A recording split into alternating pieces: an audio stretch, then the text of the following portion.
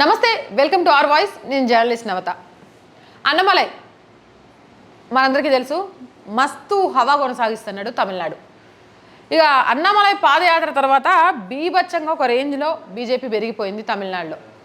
అన్నమలై వచ్చినప్పటి నుంచే పెరిగిన పాదయాత్ర తర్వాత తమిళనాడులో ఏ లీడర్కి రానంత క్రేజ్ అన్నమలై తన సొంతం చేసుకున్నాడు.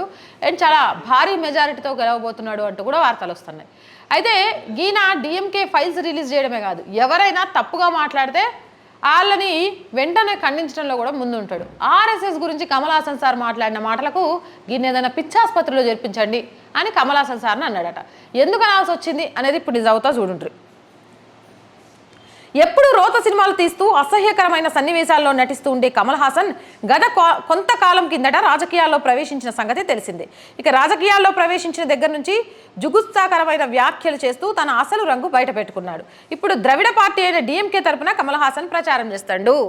డిఎంకే తరపు నుంచి ప్రచారం చేస్తాడు అంటేనే ఫస్ట్ క్వాలిఫికేషన్ ఏంది అంటే, వాళ్ళకి డిఎంకేలోకి వెళ్తున్నారు అంటే ఫస్ట్ ఆర్ఎస్ఎస్ అంటే నచ్చకూడదు, నెంబర్ 2 రాముల వారు అంటే నచ్చకూడదు, నెంబర్ 3 సనాతన ధర్మం అంటే నచ్చకూడదు, నెంబర్ 4 అసలు హిందువులు అనేటోళ్ళే నచ్చకూడదు, నెంబర్ 5 మైనారిటీ ముసుగులో కొంతమందిని కాపాడుకుంటూ వాళ్ళని బుజ్జగించేందుకు ఎదుటోని ఎన్ని తిట్లైనా తిట్టొచ్చు, నెంబర్ 6 భరతమాతన్నా విలువ లేదు, నెంబర్ 7 భారతదేశాన్ని ముక్కలు ముక్కలుగా చేయడంలో వీళ్ళకి ఇంట్రెస్ట్ ఎక్కువ. ఇలాంటి క్వాలిఫికేషన్లు ఉన్నోళ్ళే డిఎంకేలోకి వెళ్తారు, డిఎంకే తరపున ప్రచారం చేస్తారు. ఇక డిఎంకేలో ఉన్న కమల్ హాసన్ సార్ మాట్లాడటంలో విడ్డూరం ఏమనుకో అవసరం లేదు. ఎందుకు అనంటే ఆడు ఉండేదే అలాంటి వాళ్ళు. భరతమాత ఎవరు, జై శ్రీరామ్ అని ఎందుకు అనాలని మాట్లాడినోడి మీద ఏం యాక్షన్ తీసుకున్నారు? ఇక తమిళనాడు నుంచి రాముల వారికి సంబంధించి కాశ్మీర్ నుంచి కన్యాకుమారి వరకు యాత్ర చేస్తుంటేనట తమిళనాడులో ఎన్నికల నేపథ్యంలో పర్మిషన్ ఇవ్వలేమని చెప్పిండట స్టాలిన్. దీంతో పాపం వాళ్ళు హైకోర్టు ర్యాలీని నిరాకరించిందట. గలాంటోళ్లకు గలాంటి పార్టీలో ఉన్న వాళ్ళకు ఎలాంటి విలువలు తెలుస్తాయని అన్నమలై సార్ అనుకున్నాడో ఏమో, నాకు అర్థం కాలే. ఈ ప్రచారంలో భాగంగా కమల్ హాసన్ మాట్లాడుతూ ఆర్ఎస్ఎస్ కేంద్ర కార్యాలయం ఉన్నది నాగ్పూర్లో కాబట్టి ఈసారి బీజేపీ గెలిచిందంటే భారతదేశం రాజధానిని ఢిల్లీ నుంచి నాగ్పూర్కి మారుస్తుందంటూ దిక్కుమాలిన చవకబారు కామెంట్లు చేసిండు.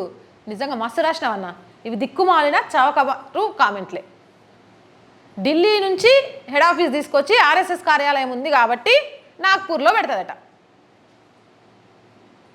వీళ్ళకి అసలు అంటే అవినీతి ఆరోపణలు చేయడానికి దొరకట్లేదు, తప్పుడు ప్రచారాలు చేయడానికి దొరకట్లేదు, ఏదో ఒక సాకు ఎత్తుక్కోవాలా, అంతే కదా.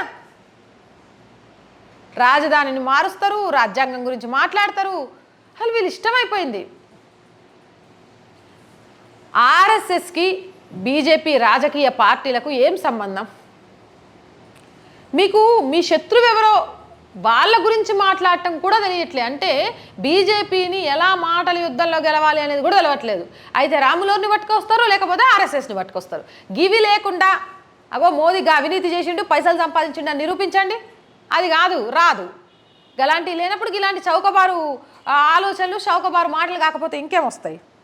అయితే దీనికి కౌంటర్గా అన్నమలై ఎమ్మటే కౌంటర్ ఇచ్చి పడేసిండట. ఏమని అంటే, కమల్ హాసన్ ముందేదైనా పిచ్చాసుపత్రిలో తన బ్రెయిన్ చెక్ చేసుకోవాలి, తన మెదడు మోకాల్లో ఉన్నట్టు సరైన కౌంటర్ ఇచ్చిండ్రు. ఒకసారి బుర్ర చెక్ చేయించుకో పిచ్చాసుపత్రికి వెళ్ళి.